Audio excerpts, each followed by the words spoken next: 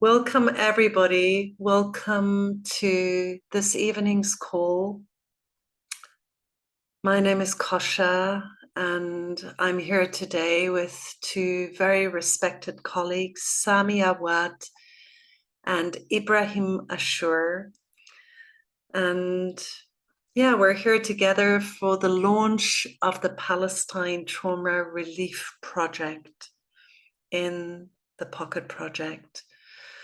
And we're also acknowledging and speaking from the movie Where Olive Trees Weep, but also mainly from the situation on the ground at the moment. And before we say anything else, we just want to acknowledge that this call is not going to be perfect. We are in a place where many of us grieve deeply about what is taking place. And we carry pain in different layers, different constellations. Some of us are very, very close, are sitting in the pain. Others have the privilege of being further away from the pain. And it touches us all. So thank you for being here with us tonight. And I'm just going to introduce our two guests.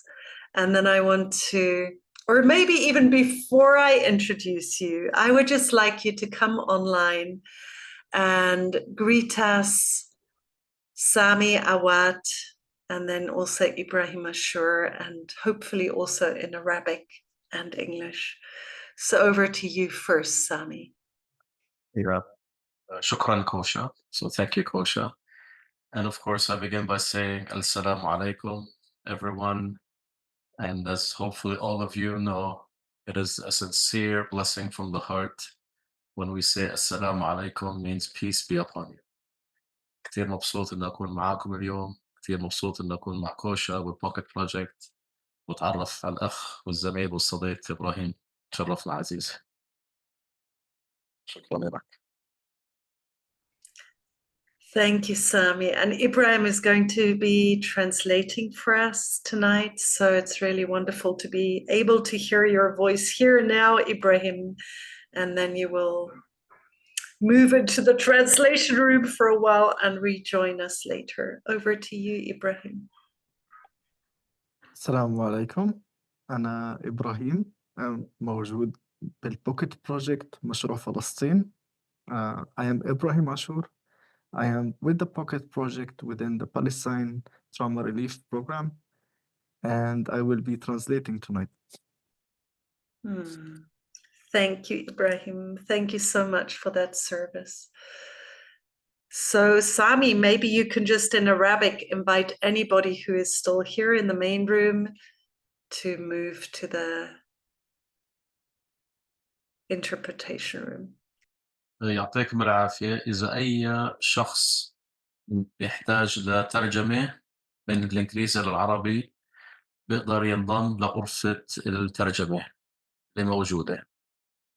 فشكرا لكم. إبراهيم راح يكون مترجم لنا الليلة. غرفة المترجمة بتشوفوها تحت كلمة interpretation في الخيارات. Wonderful, thank you. Yeah, and we're going to move slow today. So I'm going to just say a few words about the Palestinian Trauma Relief Project from the side of the Pocket Project.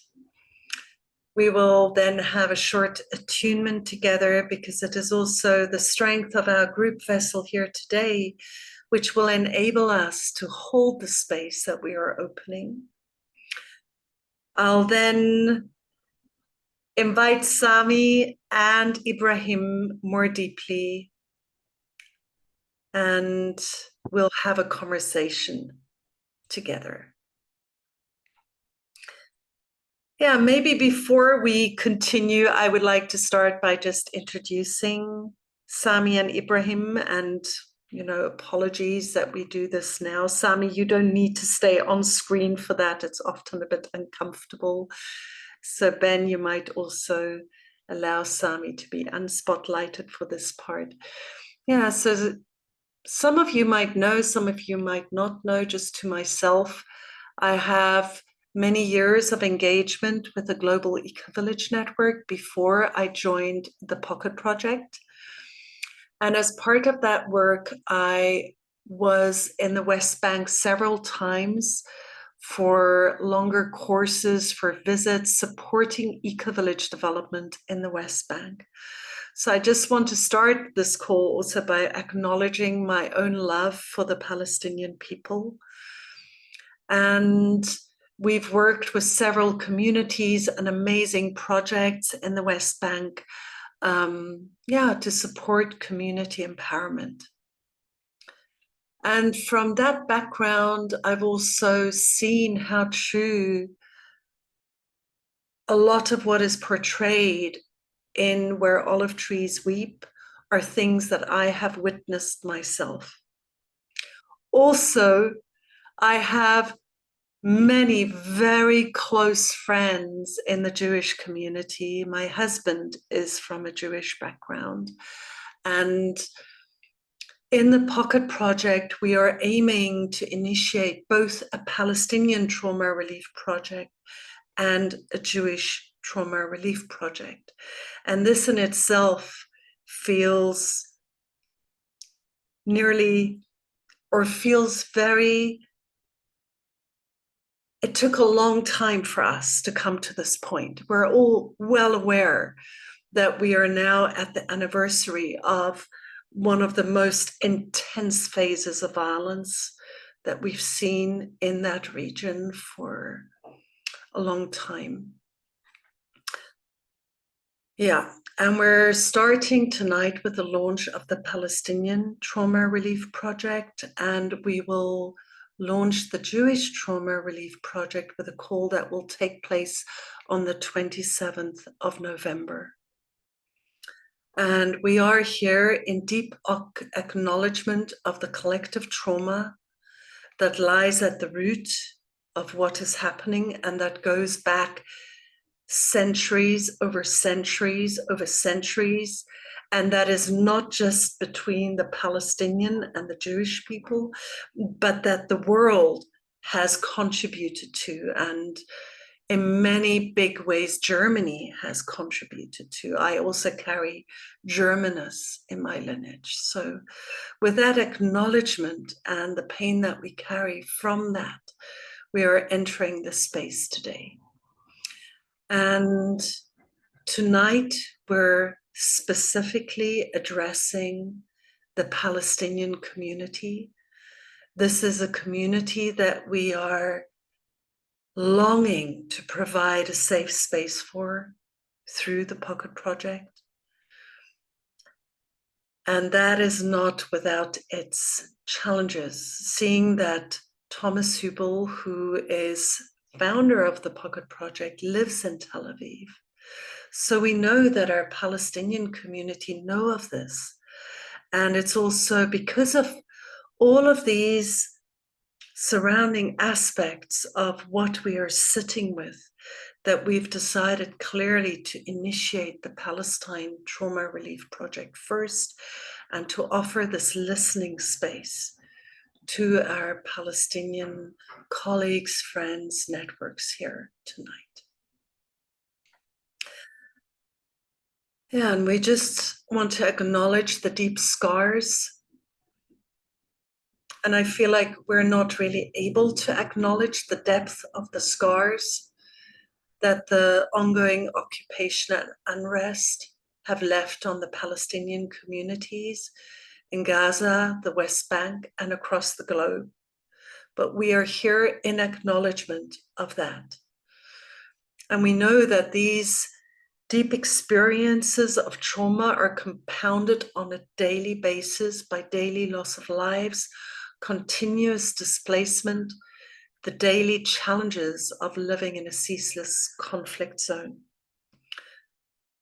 But also that Palestinians in diaspora are suffering from secondary trauma caused by the generational memory, and also witnessing what is happening to their loved ones.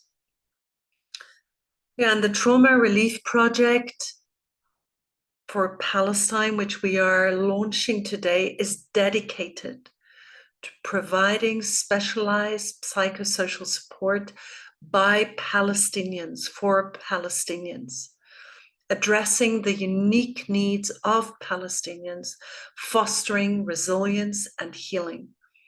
Our mission is to create safe, supportive spaces dedicated to healing.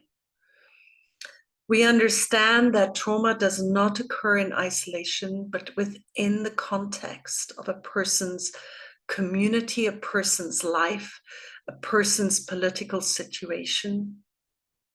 And therefore, we aim for our approach to be sensitive, to be culturally sensitive, and to be deeply respectful of the histories and experiences of the Palestinian people. Our mission as the Pocket Project is to hold space for the tension within the gap of polarization, which has torn the world apart, which has torn many NGOs apart across the world. And we are dedicated to offering space for that tension and offering safe spaces for both the Jewish and the Palestinian communities. Yeah, we have gained experience through the Ukrainian Trauma Relief Project over the last 2.5 years. And yeah, we are longing to bring this experience, our care and our love to this situation. Yeah, and maybe with that, let's take a moment to go into silence. And apologies, Anna is just letting me know that I spoke too fast for the translation. So my apologies, Ibrahim, and everybody who has been listening to the translation. And I think it is very healthy and healing for all of us to slow down. Yeah, so let's take a moment to come back to our bodies now, and to take a time of coming back to our breath.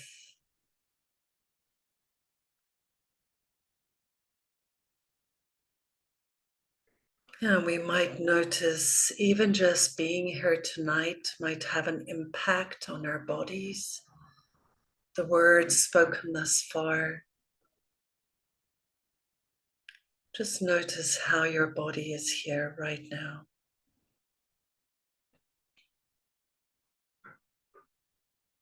How your breath is able to flow right now.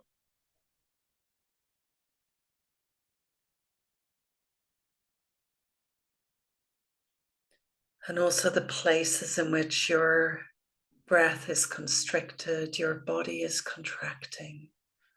As we said already, we all carry pain in our own physical being.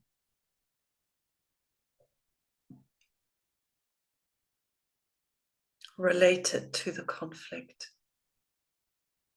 All of us, even just going back a generation, 2 generations, 3 generations, we know within our genetic makeup,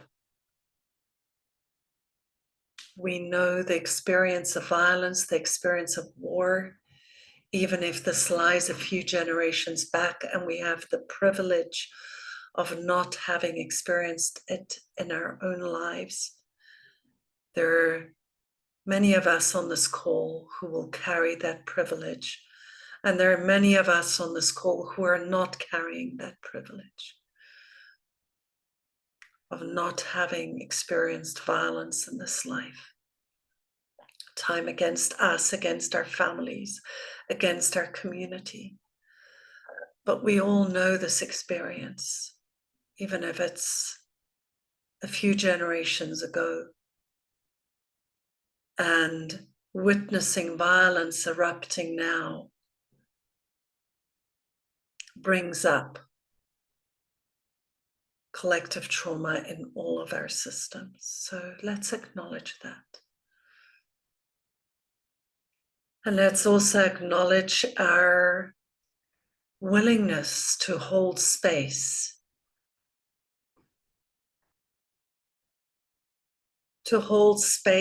and tonight especially hold space for our Palestinian friends and colleagues that are here today.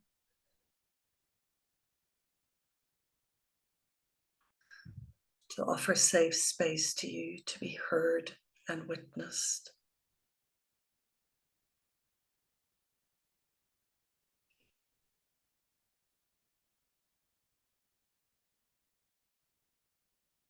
And let's notice that we are here as a community,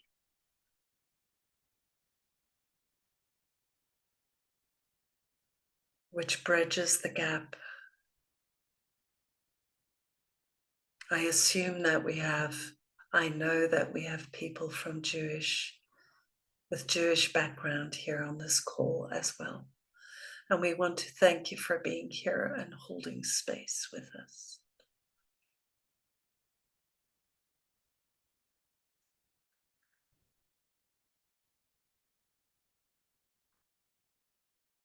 And as we enter the space today, let's ask for guidance.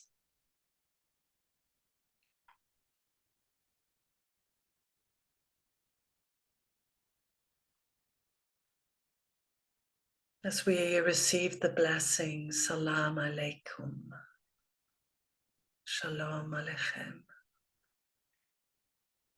Salam Alaikum, may peace be with you.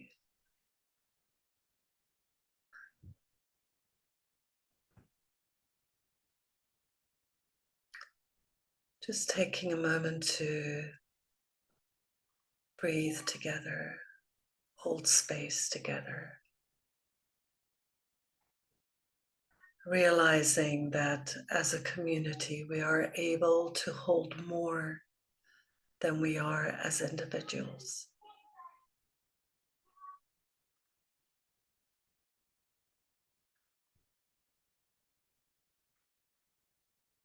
We are able to hold space for grief, for despair.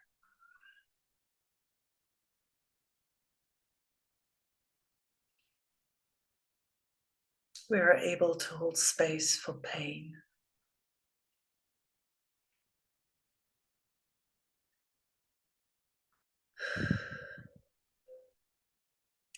And also, as we do in our global social witnessing calls, to become aware of the moments when we go numb because we feel overwhelmed, the moments where it might be too much for our systems to fully stay with.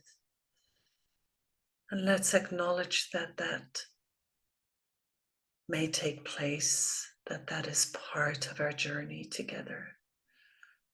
And that the most important thing is to stay as much aware of our physical embodiment, of our collective presence here tonight, of the larger space that we're holding.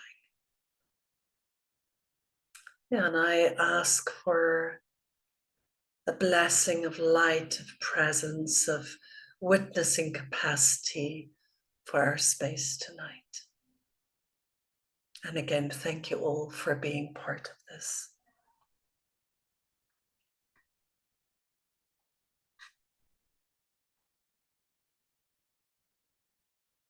Yeah, and we decided tonight to invite our community to watch the movie Where Olive Trees Weep.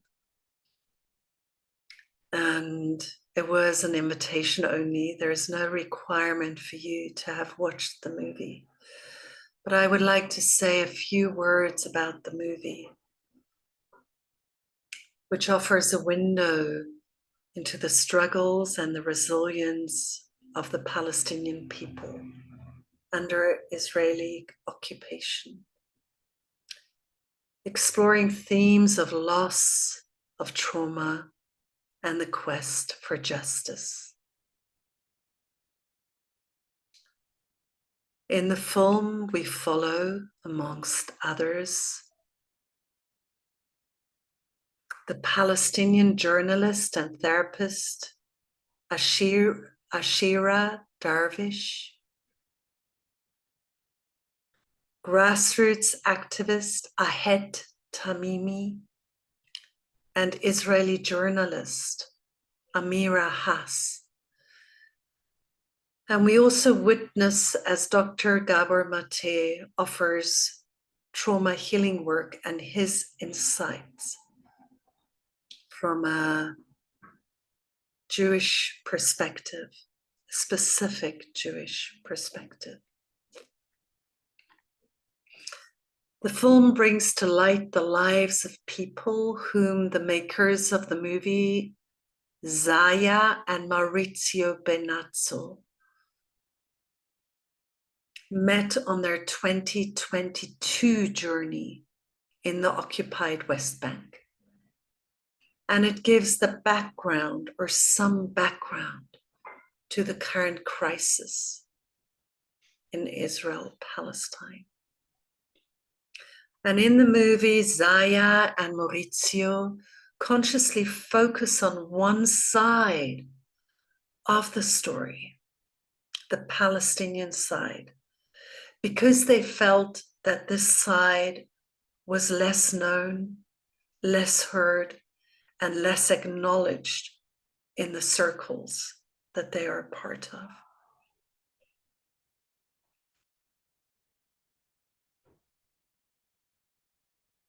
Yeah, and this film is their contribution to end the occupation in Palestine. And they also acknowledge that the film does not address the generations of suffering and the ongoing suffering of the Jewish people. Yeah.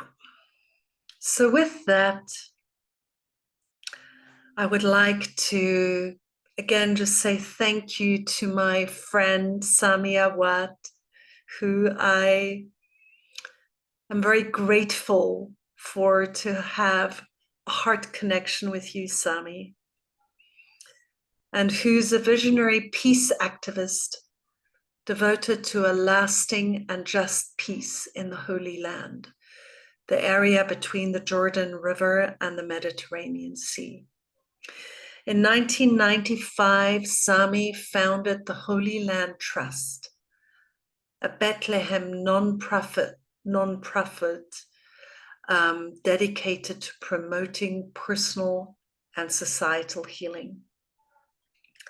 Founded as Palestinian, by Palestinians, but building peace beyond the Palestinian community. And today, Sami has shifted his role to become co-director of Nonviolence International. And he continues to guide efforts in community development and lead educational programs on nonviolent action, trauma, resilience, and leadership. Yeah, and I hope, Sami, that you will also share a little bit about your personal journey towards becoming a proponent of nonviolence. And I also just want to welcome here very warmly, and Ibrahim will speak later, but also just to say how honored we are in the Pocket Project to work with Ibrahim Ashour, who's from Gaza and ended up being in Berlin when the current situation broke out on the 7th of October, 2023. And how honored we are that Ibrahim has stepped into the role of project manager of the Palestine Trauma Relief Project. After 14 years of working with major international NGOs in Gaza, in the West Bank, and in the larger Palestinian context, with a special ongoing focus on education, young people, and mental health. So with that, Sami, I would love to maybe start us off by just asking you what your experience is of the movie Where Olive Trees Weep, and also of this moment. I know that you're in Bethlehem at the moment, taking care of your parents in the West Bank, that you have family in Gaza. Yeah, so of life in the situation that you are in. So over to you. Yeah, thank you, Kosha, for this invitation and for creating and holding this space, this very important space. And then thank you for sharing the words that we need to come together and then really begin to step out of our dualism, our polarity. And it is time for us, I believe, as the human family, to come together and create a new story in a way. A story that's not about us and them, to address the issues that make the separation, for sure. It's not creating an illusionary pipe dream story, but the story that really moves us to a new place of how we could be as humans. And then with that, I do appreciate the work the Pocket Project has been doing for many, many years, and many levels of cooperation that we've done in the past and will continue to do in the future as well. Um, I watched the movie several times actually, and I know the producers very well. They've been in my house. I know the people who were interviewed very well on a personal level. And then for me, every time I watch the movie, it puts me in this place of deep, deep sadness and grief. That even in 2022, and it was 2 years ago, this is before everything that we're experiencing now, a movie still had to be made to bring out the Palestinian story and the Palestinian narrative in such a way. A movie still needed to be made about occupation, about injustice, about violence that the Palestinians had continued to face, that we were not, again, as the human family, were not able to bring justice and peace and equality and safety for all the peoples in this land. After so many years and so many actions and activism and negotiations and dialogue. And then so there was this sense of sadness of seeing the movie when it first came out. And at the same time, I related to every component of it, every part of it. I had lived and experienced it since childhood till this day. Yeah. And at the same time, I want to say that it was very important to have a movie that not just showed the Palestinian pain, not just showed the Palestinian resiliency and steadfastness in the face of occupation, not just expose the occupation for what it is, but to also to begin to bring that component of healing that is needed. That as Palestinians, even while we are living still under the system of occupation, that we need to begin to create spaces. And I think towards the end of the movie, that was made clear by Ashour. Like we cannot not engage in trauma healing. Even though Helena in the movie talked about, we cannot talk about PTSD because we're not post the trauma, as we know very well. But I have seen in the work that I'm doing within the Palestinian community that creating space for acknowledging, understanding, appreciating, and connecting with the trauma that we are facing today, or the traumas that we have inherited as a nation, as a community, creates a space where I am not just able to live life, I'm also able to deepen my resiliency, and from that place, deepen my resistance. That I, as a Palestinian, will not allow the trauma to hammer me down. I will not allow the pain to knock me and stop me from engaging. I will not allow the trauma and the pain to make me surrender. And the moment I'm able to deal with this trauma and understand it and work through it, then I'm able to engage differently in my community, in my activism towards the occupation. And I would say maybe the last point regarding the film, in my ability not to demonize and dehumanize the other, because this is a big part of what trauma does, as we see happen today, as we see happen in any situation on a personal level or a collective level, where somebody who becomes deeply embedded in the trauma, in the narrative of trauma, they lose their humanity and they lose sight of the humanity of the other. And they begin to speak languages like the other are human animals, the others don't deserve to be lived, the others don't deserve to exist. And so for me, engaging in this work with you and in trauma work with Palestinians is my ability, is our ability to remain connected to our humanity, even while living in this. And to begin to really acknowledge and to see, as we have said many, many times before, and as you have said now, that nothing comes from emptiness. Jews, the way they are treating Palestinians, or Israelis, the way they're treating Palestinians here, majority, minority, like whatever exists now, is not coming from also an empty space. We deeply understand and acknowledge the history of suffering of the Jewish community. It has spanned generations. And then especially what happened during the Second World War in the Shoah and Auschwitz, where I've been several times and I was bearing witness to what happened there.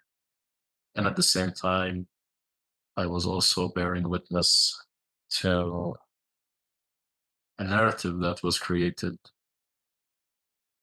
where I witnessed Israeli teachers tell Israeli children that if the Palestinians have an opportunity, they'll do to you what the Nazis did to your ancestors. And I heard this many, many times, and that broke me.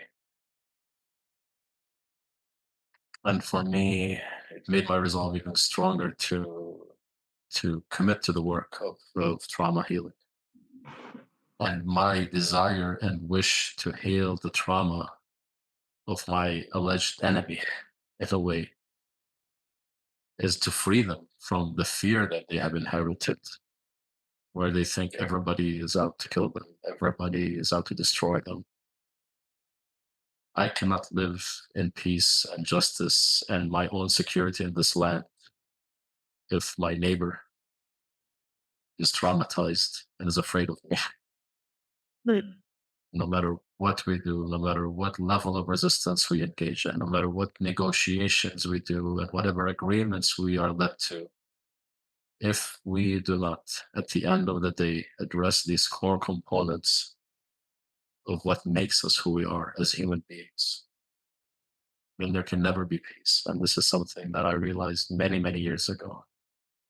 And I also realized when you bring this absolute level of fear and trauma and combine it with absolute power, you create a formula for absolute disaster.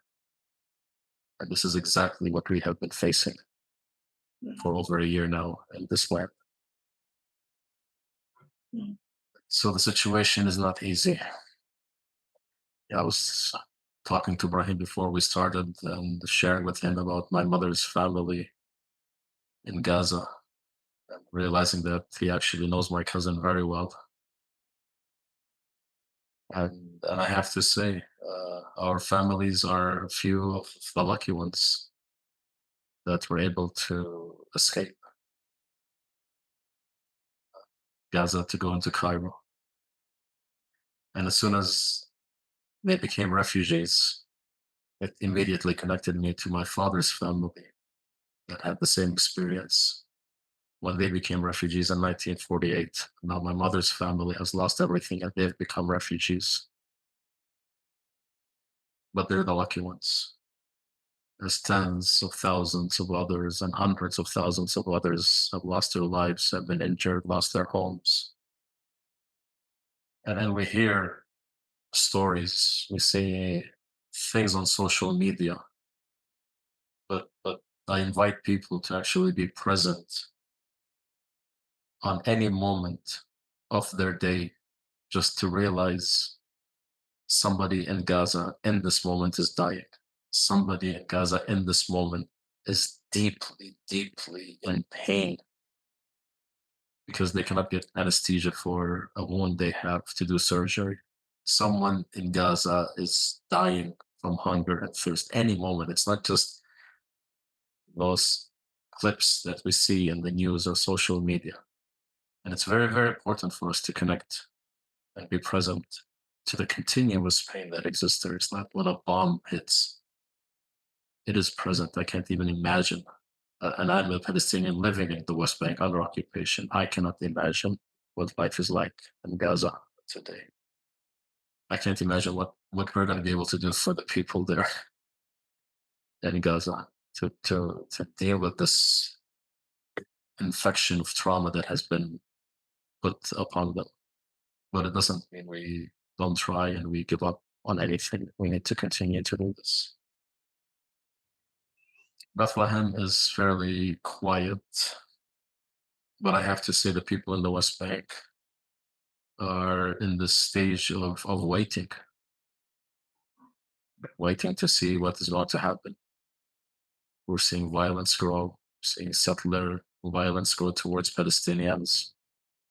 We're seeing tension grows within our society between Palestinians.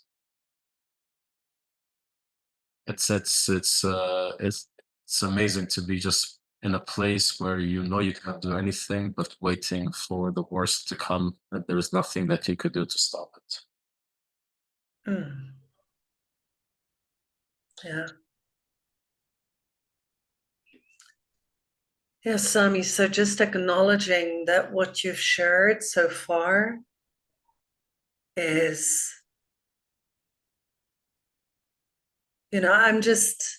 I want to say how much in awe I am of the space that you're still able to hold.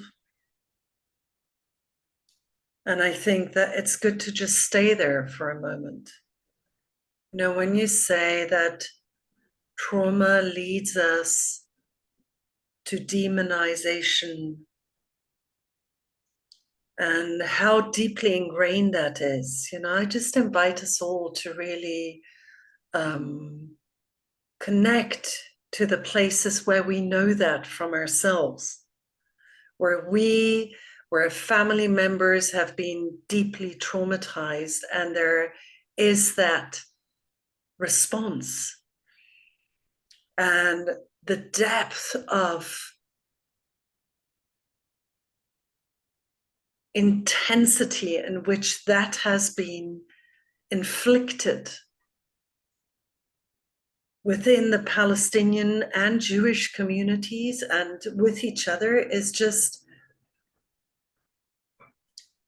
and for you to sit in that and speak to seeing the other side and holding a space for them and your wish for a continued path of nonviolence, or not your wish, your deep inner commitment, and that people can come from an experience of deepest personally experienced injustice and still stand up for nonviolence. And I feel that it would be very helpful for our community to hear your history and the personal history of your family around violence and nonviolence. that you've gone through? Yeah. Well, I have to say that my greatest influence in my life has been my family. A family that has always been committed to seeking peace and justice through nonviolence. And it actually started out with my grandmother, uh, who, from my father's side, who lost her husband in 1948 in the war. He was shot by a sniper. He wasn't involved in combat. He was a civilian. And the family buried the father in the courtyard of the house. My father wasn't burying his father. He was 9 years old, my father at that time. And then the Jewish forces came into Joubert, neighborhood in Jerusalem, and kicked all the non-Jews out. I always say all the non-Jews to make it clear that it was a neighborhood like many neighborhoods in this land where Jews, Christians, and Muslims lived together in peace. And this is part of the history that we need to remember and we need to emphasize more and more and more. It is not a struggle between Judaism, Christianity, and Islam. It is a struggle between ideologies, between ways of thinking, between thoughts of engaging in energy of colonialism towards indigenous communities, but not a religious struggle in this land, as some like to make it. As my grandmother was burying her husband, she insisted that as a family, we will never seek revenge and retaliation for what happened to us. That was the only thing she ever insisted for her children and us as grandchildren.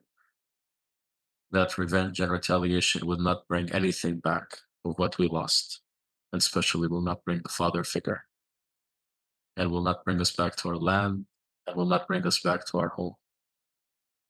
And at the same time, she also always insisted that we will, as a family, not turn around when there is injustice and violence taking place, that we will always proactively seek peace and seek reconciliation with those who did this to us. That is how she actually defined justice. Many people define justice as retaliation, making them pay for what they did to us. But she defined it as the process of seeking peace and reconciliation. Could you just tell us her name? Oh, Just yes. in honoring this woman? Yeah, my grandmother was named Huda. Huda. Huda Awad. Huda what? Yeah. And that's where it all came from. And I grew up also with an uncle who was very active in the 80s in the nonviolent resistance movement. My first active nonviolent action that I participated in was planting olive trees in a Palestinian land that was going to be confiscated by Israeli settlers. And I was 12 years old at that time. And it was also the first time that I met Israelis who came in solidarity with us as Palestinians. I was actually protected by an Israeli man from being beaten up by an Israeli soldier when I was 12 years old in that demonstration. And that man is still a friend of mine till this day, 40 years later.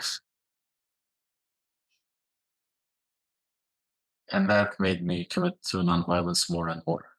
And that commitment grew when the Israeli government arrested my uncle, Mubarak, put him on trial, and kicked him out from the land, deported him because of his work in nonviolence.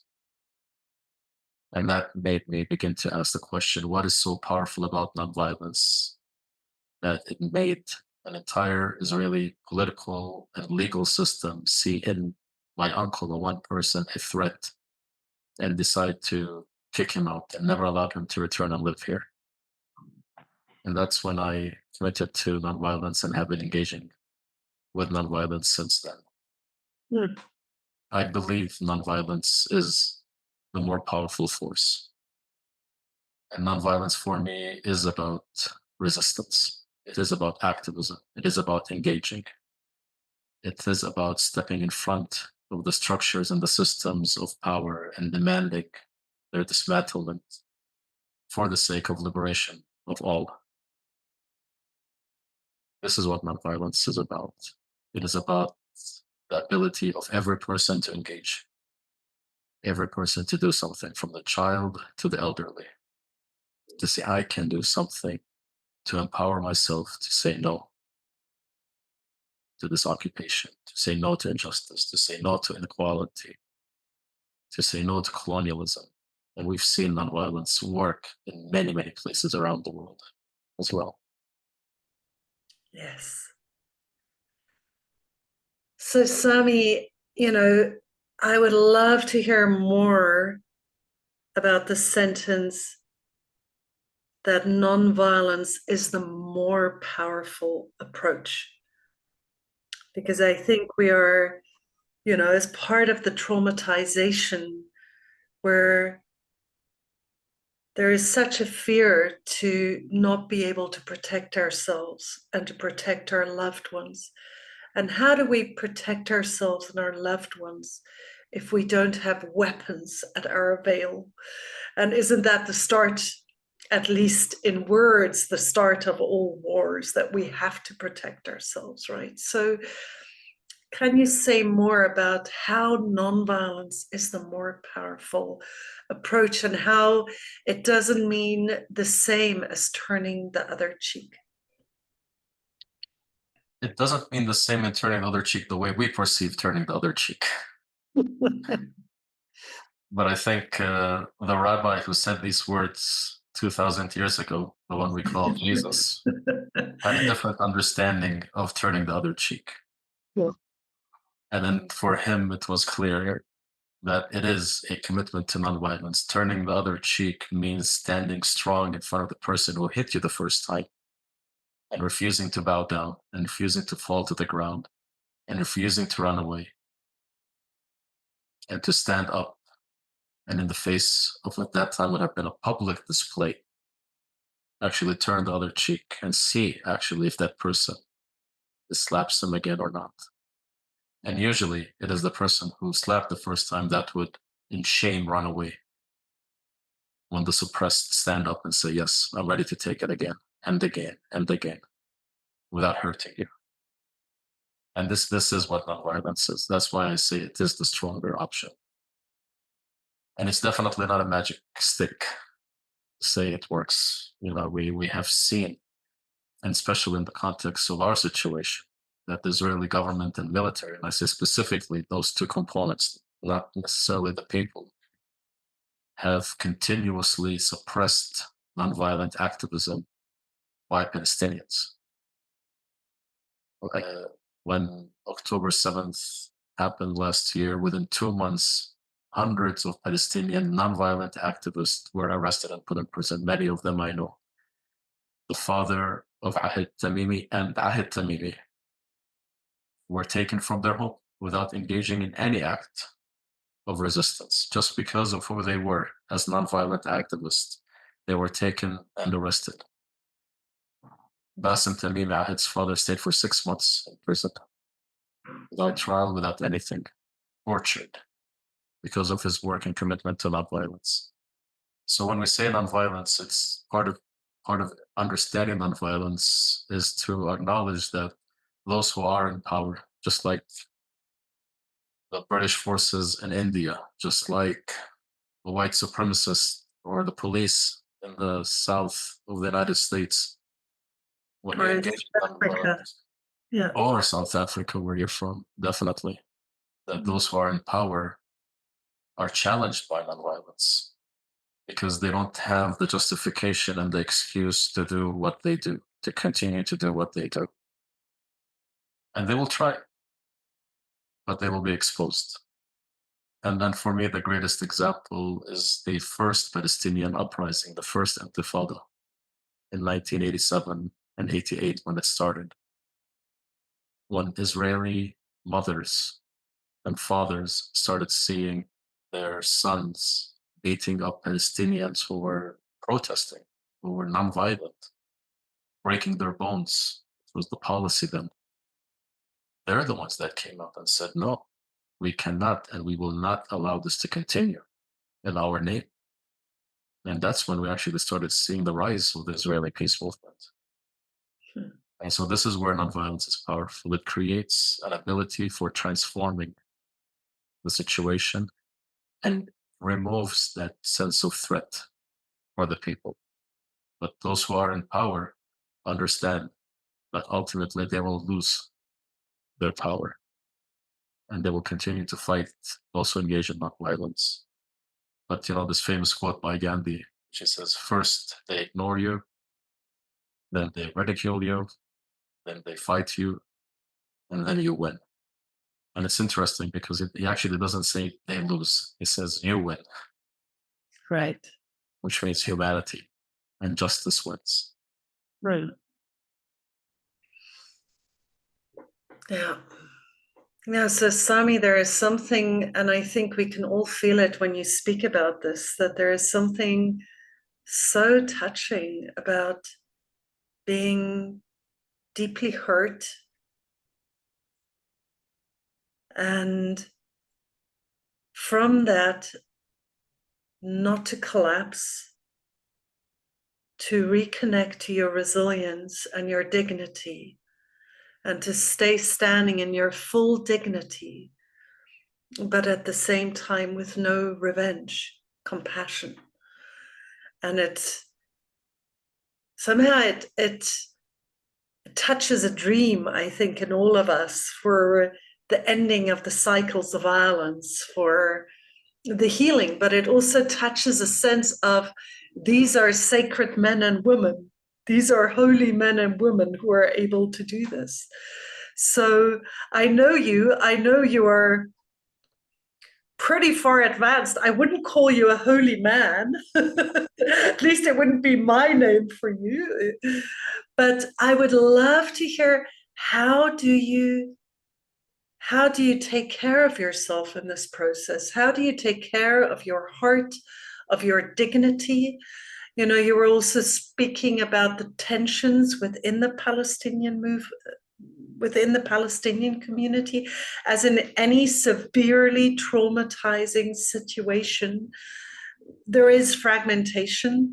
So how is it also as it cannot be easy to be a Palestinian standing for nonviolence at this time. How do you take care of yourself? What are your sources of inner resilience and inner dignity? And how do you grieve? What are the places, where do you go to grieve? Also. Yeah. Well, first I'll say we're all sacred and we're all holy. Yes. That's who we are. This is what makes us who we are as humans. Yes. The spirit of sacredness moves in all of us. And it's just our journey of reconnecting back to that home, to that place where we discover and rediscover that sacredness within us. Yeah, and for me, I will say I have my many, many days where I look in the mirror and I either shout at myself or question myself as well. And then seeing what we have seen this past year in Gaza and seeing that the world was not able to stop it in any way, and seeing how the powers that be are not only being silent about it, but proactively engaging and supporting the killing machine that's happening in Gaza. It breaks me. It breaks me every time. As I said before, the days where I don't know what I can do are many. Every day has been a day where I ask myself, what can I do? What can we do? What can we as a community do? What can we as a global movement of peace do? Millions have demonstrated. Millions have written letters. Governments are ready to topple down. Elections are going to be won and lost based on this. And those powers that be still give this full support to this Israeli government to do whatever it wants. So yes, I have my days. And And for me, my greatest practice is the practice that I learned in everything that we do, which is the practice of mindfulness and awareness and being present to what is. And from that space of it is to understand that what exists is what exists now, and there is a possibility for a better future that I can try my best to do something about.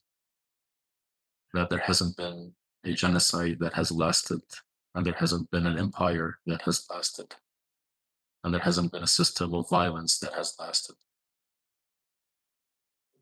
As Martin Luther King would say, the arc of justice falls at the end of the day towards justice, or the arc of the universe falls towards justice. And if it's not in my lifetime and not in my generation, then I want future generations to at least acknowledge that there were a few of us, me, you, and the people in the space who did try our best and who refused to be sheep herded by that system. And that will hopefully encourage them to continue their struggle and make it happen in their lifetime.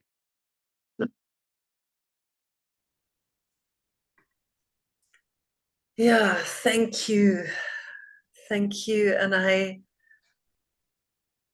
I wonder whether, I know Ibrahim has been translating for us. Ibrahim, thank you. And I wonder whether we could invite Ibrahim to join us now here in the main room. And Sami, you offered to translate consecutively for Ibrahim. So Ibrahim, you can choose whether you would like to speak in English or in Arabic, and Sami will translate into the other language. But I would also just like to give you a moment to arrive here, because I know that the space of translation, it's like as a translator, you let go of yourself and you put yourself in the shoes of the person you're translating. So I just want to give you a moment to come back to yourself. And also, Ibrahim, just to acknowledge, when Sami said your families have been able to flee to Egypt, that just a very small part of your family is in safety. And, to take a moment to honor the family members that you have lost. To acknowledge the family members who are not in safety, who are in Gaza at the moment. And just how close you are to that it's happening in your body, in your family every day. And that we listen to you with that knowledge that, So please take all the time you would like before you start, and over to you, Ibrahim. Thank you, Kosha. It's one of the prominent things that I have seen this last year has been a very great wave on me personally. بدي أترجم لك إبراهيم. إبراهيم بشكر كوشا وبحكي من الشغلات الرئيسية اللي شافها خلال هذه السنة اللي كانت زي الموجة الكبيرة عليه بحياته. And I just want to invite all of us to listen to the beauty of the Arab language. To me, that is a part of the call today, that we listen to the beauty of the Arab language. Thank you, Sami and Ibrahim. I lost family members, I lost friends, I lost school friends, businesses. استشهد لي أعضاء من العيلة، أصدقاء من المدرسة، من الطفولة.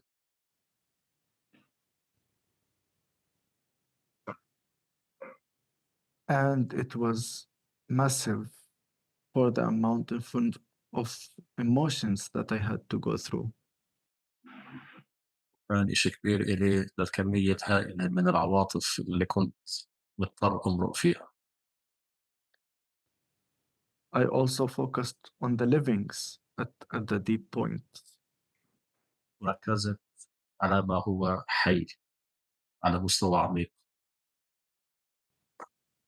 until I was successful somehow to get some of them to safety.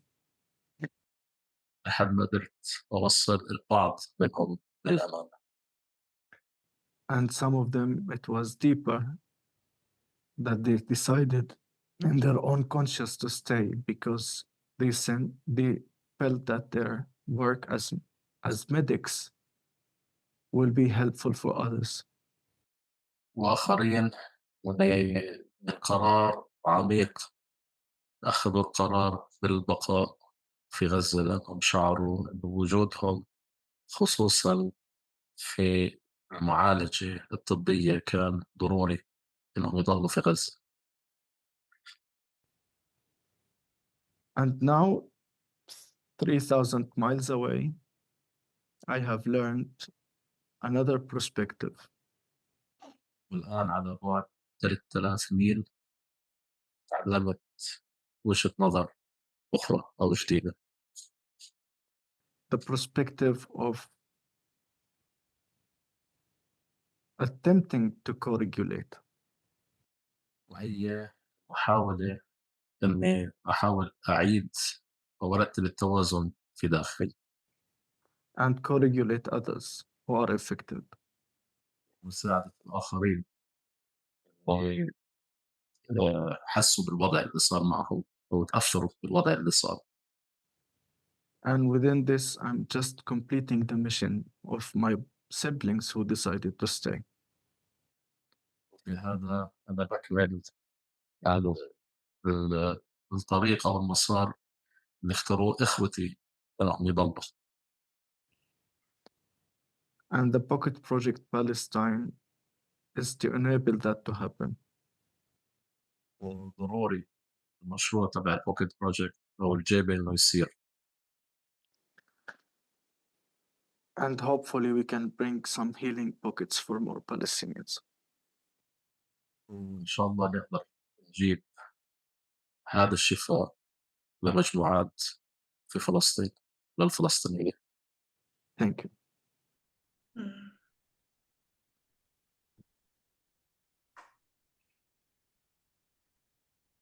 Yeah, thank you, Ibrahim. I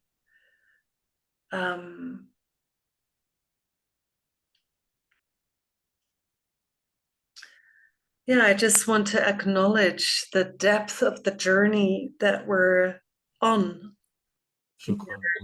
شكرا لك إبراهيم وبدي بس أقدر عمق المسار والمشوار والرحلة اللي إحنا موجودين فيها مع بعض.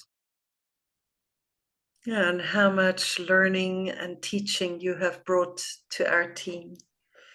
والكمية الهائلة من التعليم والحكمة اللي أنت جبته لفريقنا. Yeah, and continue to bring it as we work together. تستمر تجيب لنا هذه الحكمة والأدب وإحنا ماشيين في المسار بالعمل مع بعض. Yeah, so I wonder, Sami and Ibrahim, where we want to go from here. What would be the most helpful? Do we stay here with the translation? Should we open the translation room again? What do you feel, Ibrahim? I can return to the translation now, I think. إبراهيم بدي أرجع على الترجمة مع إن أنا حابب يضل معنا هون.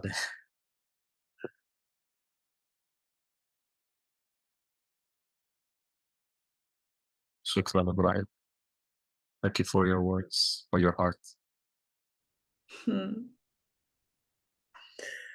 Thank you, Ibrahim. Yeah, and I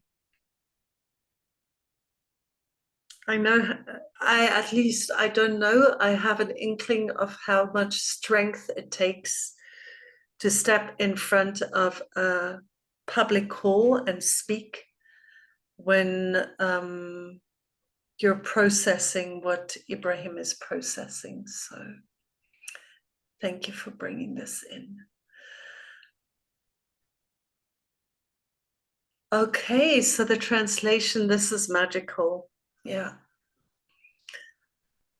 Yeah, so Sami, I'm wondering whether we want to open for anybody who would like to bring a question or an insight. And, you know, I also want to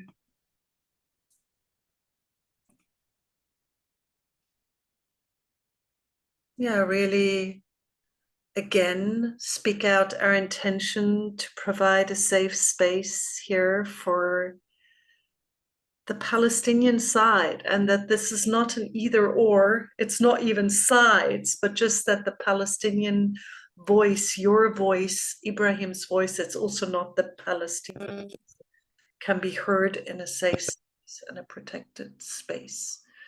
So yeah, if anybody would like to bring a question or an insight, it would be wonderful if you could write it in the chat, and we can take it from there. We'll say if you would like to raise your hand, you're welcome to bring that. Do you know what the song is that Ashour sings, or that is sung as she dances in the film, Sami? Oh my goodness. I can't remember it now. Me neither. Yeah. I think for that, Regina, you would simply have to write to the SAND community and ask them directly. Ask Maurizio and Zaya, or maybe we could do, I'm sure they'd be more than happy. Yeah, so this is a great question to you, Sami. How can people become involved in Nonviolence International?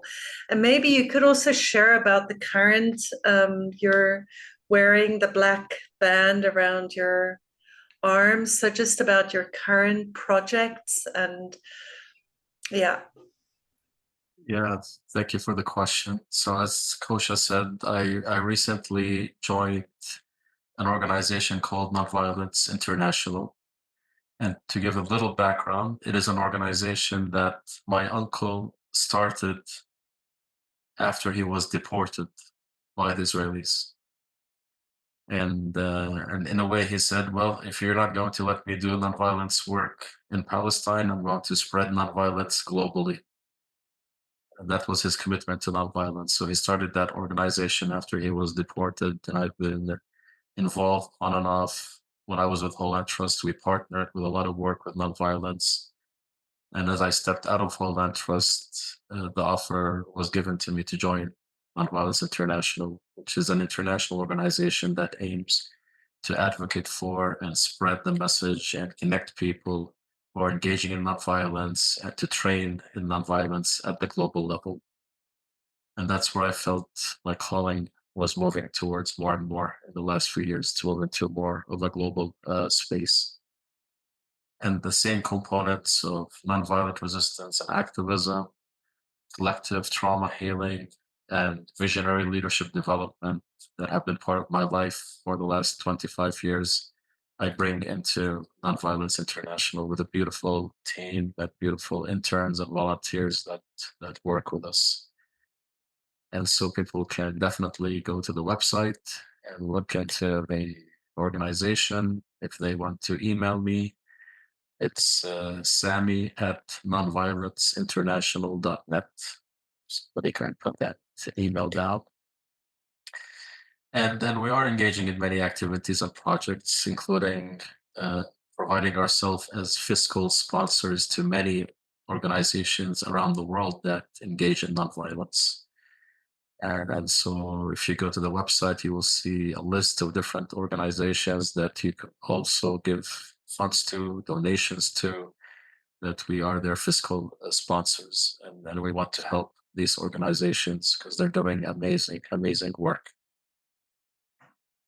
The armband is something that was initiated by Nonviolence International, and I think maybe many of the people here are heard about the campaign that we launched, which was a campaign of remembrance and action for the 6th, 7th, and 8th of October, as we were approaching 1 year remembrance of October 7th.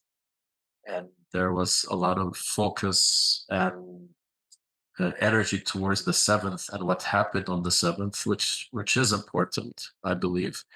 But it is also very important not to take the 7 out of the context, out of the bigger picture of the reality of life.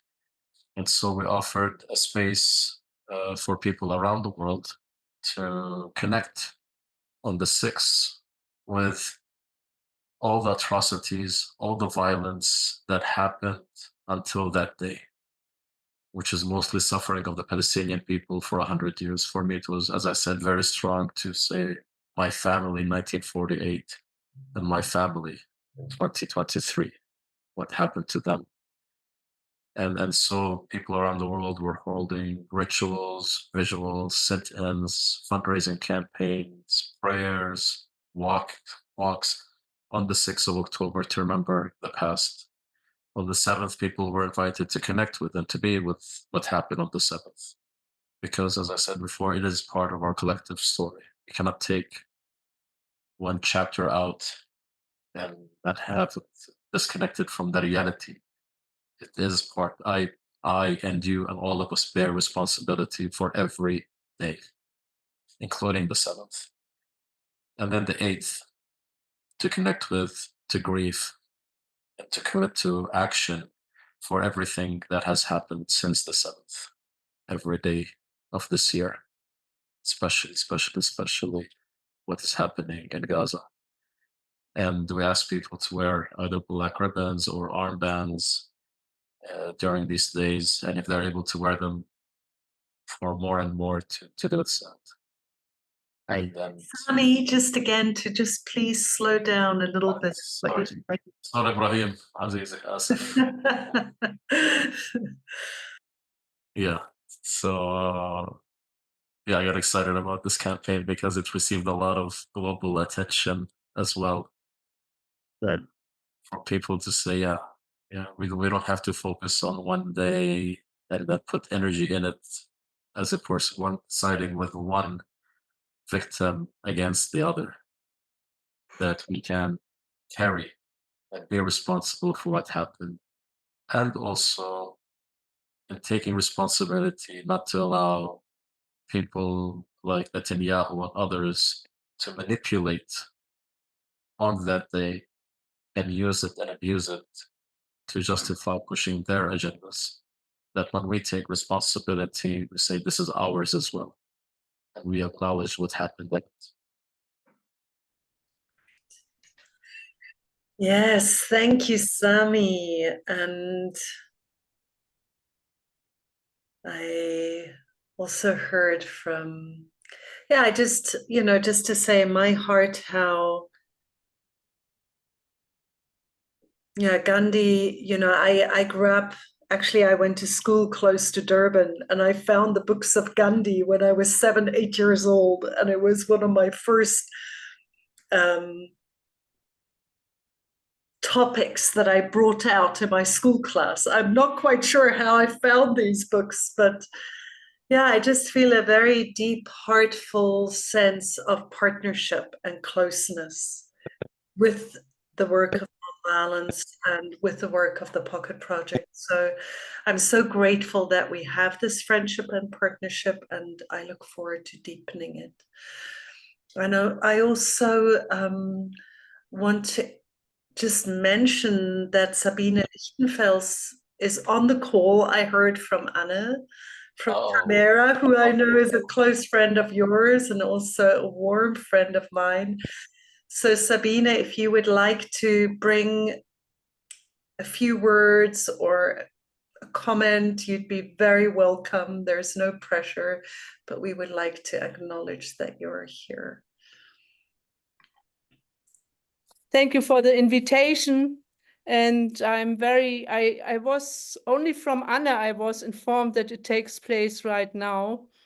And I'm so busy every day with the question, yes, not knowing what is mine to really support the process. Thank you, Sami, for all your way of sharing. When you had the non-violence action days from the international non-violence movement, I was holding the fire here in Tamara for 3 days and 3 nights without eating. And I'm still very, very busy with the question, does it make sense to make a pilgrimage? Does it make sense to bring Israeli and Palestinian, German together to look really, what is our common trauma? And are we able to face the trauma in a way that solution can appear? There is so much pain and so much suffering, we cannot close our eyes. And I hold the whole area so deeply in my heart.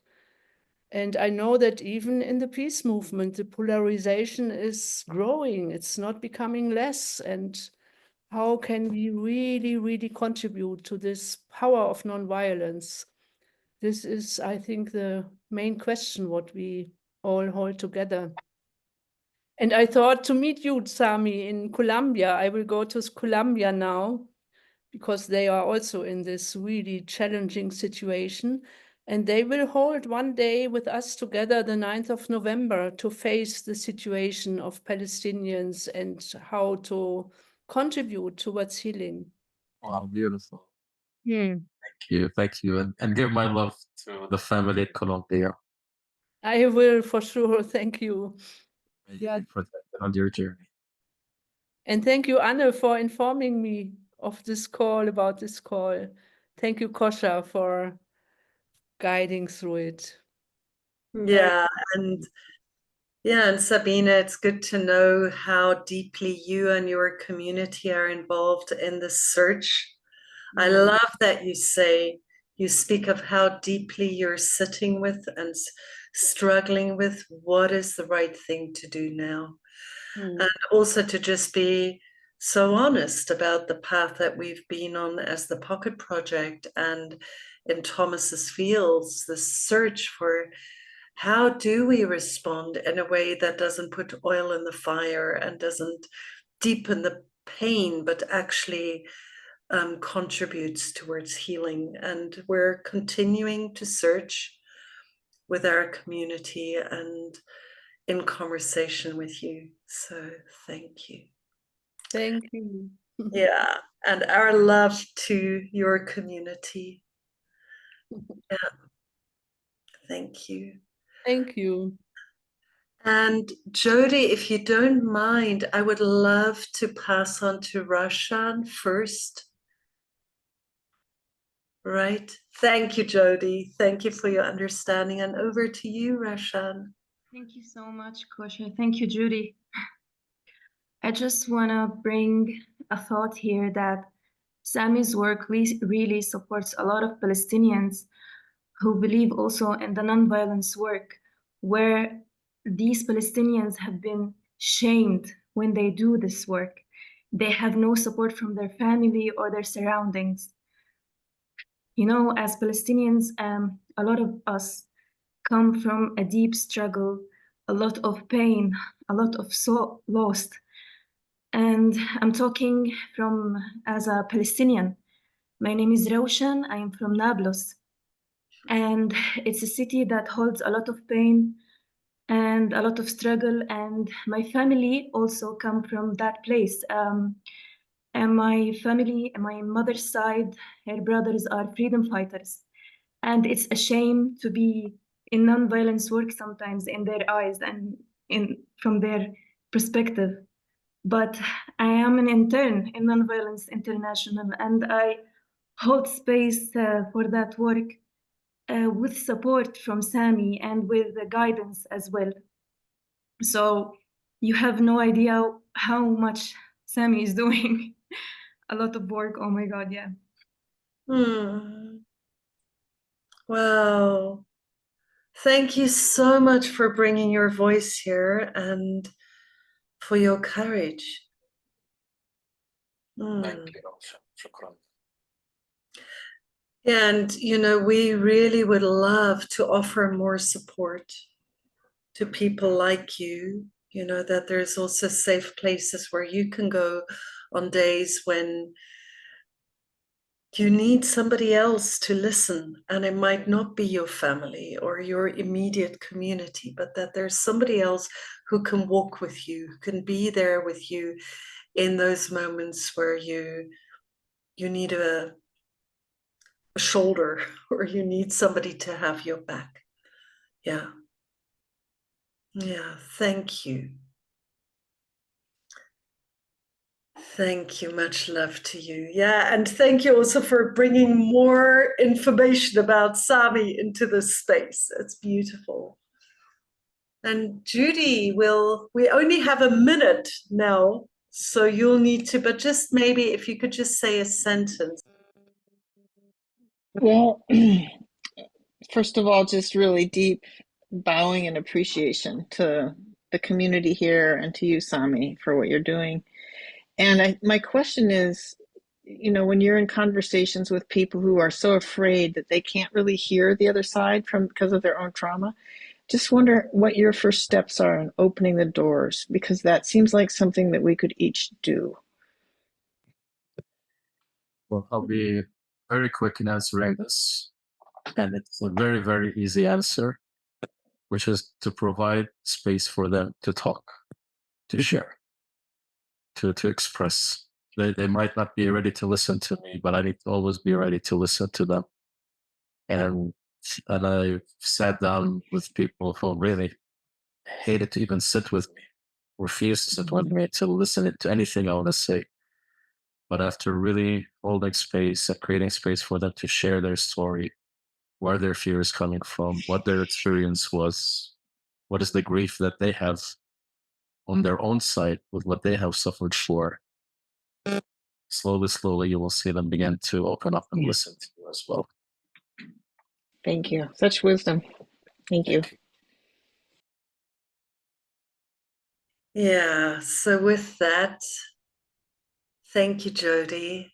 Thank you. And Sami, thank you for being here with us today. It's such a gift to us. And your guidance and advice and friendship is worth so much at this time. Everything that you and your grandmother and your family have been standing for is so precious. So thank you from my heart, and I know that also Thomas Hubel sends his love and regards to you. So also from him, much appreciation. Thank you. And it's just wonderful to see so many people I know here. I can't go through the names, but just really beautiful to have. Yeah. Wonderful space you created. Thank you. Yeah, thank you. Yeah, and also a huge thank you to you, Ibrahim, for your translation and your space holding and your leadership in this space. Thank you. I would invite us just for a moment to go back to gallery view.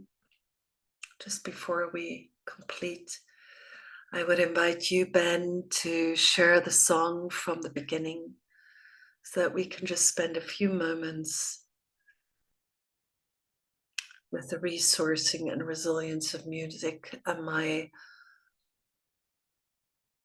gratitude to you, Ibrahim, to you, Sami, and to all the Palestinians who were here with us today to share about your experience. Thank you.